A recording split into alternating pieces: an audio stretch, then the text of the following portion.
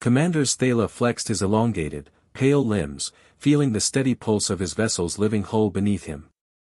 The biocruiser devouring light glided through the void, its organic engines inhaling cosmic radiation and converting it into smooth forward motion.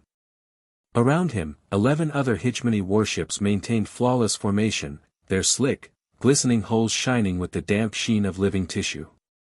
Another empty stretch of space, muttered Sub-Commander Krelix from the Neural Control Cluster. His 6 eyes flickered across sensor feeds, dull with boredom. 3 cycles without resistance. The rim grows quiet. Stala's mandibles clicked in irritation. For 3,000 years, the hegemony had dominated this region of the galaxy. Their living warships were both masterpieces and nightmares, grown, not forged, alive, not assembled. Entire star systems had surrendered at their mere arrival. But now, the outer sectors offered no challenge.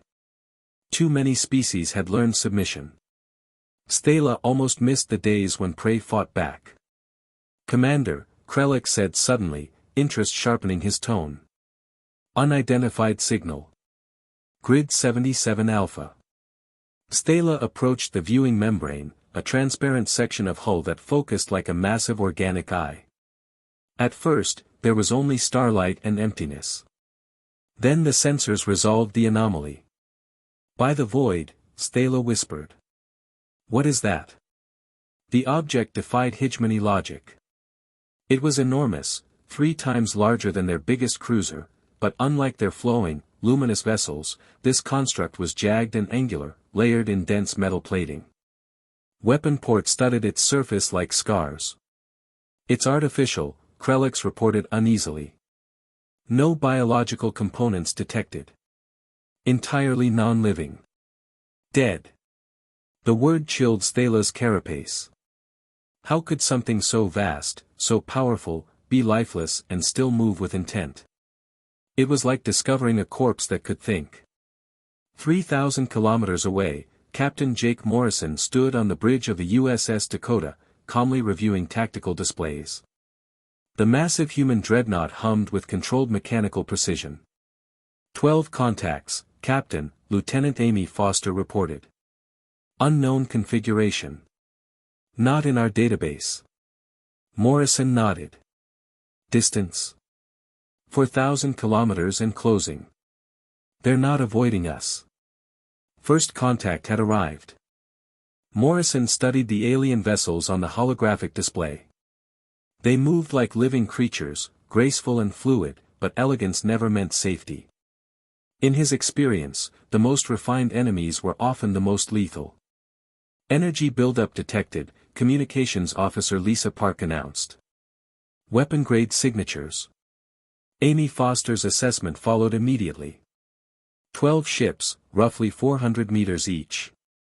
Bioorganic construction. Energy weapons, likely plasma or particle-based. No kinetic systems detected. Morrison raised an eyebrow. "None at all." "None, sir." "Interesting." Any spacefaring species usually discovered the reliability of kinetic weapons early. Energy arms were flashy, but limited. "Engineering," Morrison called. "Status." "All systems nominal," Chief Pete Collins replied. "Reactors stable. Armor charged. Point defense ready." The Dakota was a fortress built for unknown threats, every system tuned for endurance and overwhelming firepower. "They're slowing," Amy said. "Either they want to talk, or get closer." "Either way," Morrison replied calmly, "we're prepared. Hold fire. Let's see what they want." Across the void, Commander Stala watched the human vessel rotate. As it turned, its true scale became terrifyingly clear. The ship dwarfed his cruisers, but size wasn't what froze the hegemony fleet. It was the weapons. Railgun turrets the size of buildings tracked smoothly. Missile arrays lined the hull in dense clusters. Defensive lasers bristled across every surface. One by one, targeting locks snapped into place. "All ships targeted," Krelix whispered, his voice trembling. "Simultaneously." Impossible. The calculations alone should have taken minutes. The human ship did it in seconds. On the Dakota, Amy reported evenly, all targets acquired. Firing solutions locked. Morrison nodded. Hold. The alien fleet stopped dead. Their elegant formation became a trap. Every maneuver was already anticipated.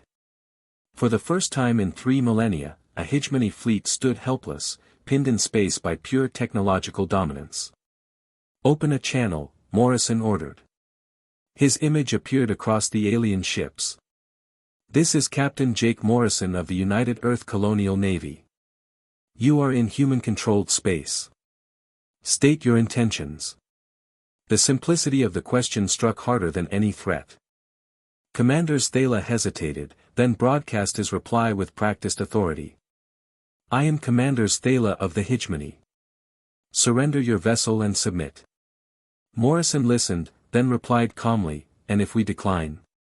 The question unsettled Thala. Then you will be destroyed. Understood, Morrison said. Close channel. Moments later, spore clouds erupted from the alien fleet, billions of microscopic organisms spreading toward the Dakota like a glowing fog of death.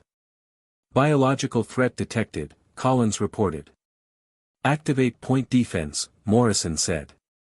Hundreds of precision lasers fired in rapid microbursts. To human eyes, it was a light show. To the spores, it was annihilation. Within seconds, the cloud disintegrated into inert particles. Threat neutralized, Collins confirmed. Morrison glanced at the display. Was that supposed to be an attack? The words echoed through the alien fleet. Horror rippled across hegemony minds. Still broadcasting, Morrison continued casual conversation with his crew. Mentions of science teams, admirals, and larger fleets shattered what remained of alien confidence. Finally, Morrison spoke again. Here's what will happen. You will leave this sector. Any hegemony ships remaining after 72 hours will be destroyed. This is not a negotiation. To emphasize the point, the Dakota's main railgun charged. 30 seconds later, a tungsten projectile erased a distant asteroid from existence, turning it into a blazing plasma cloud.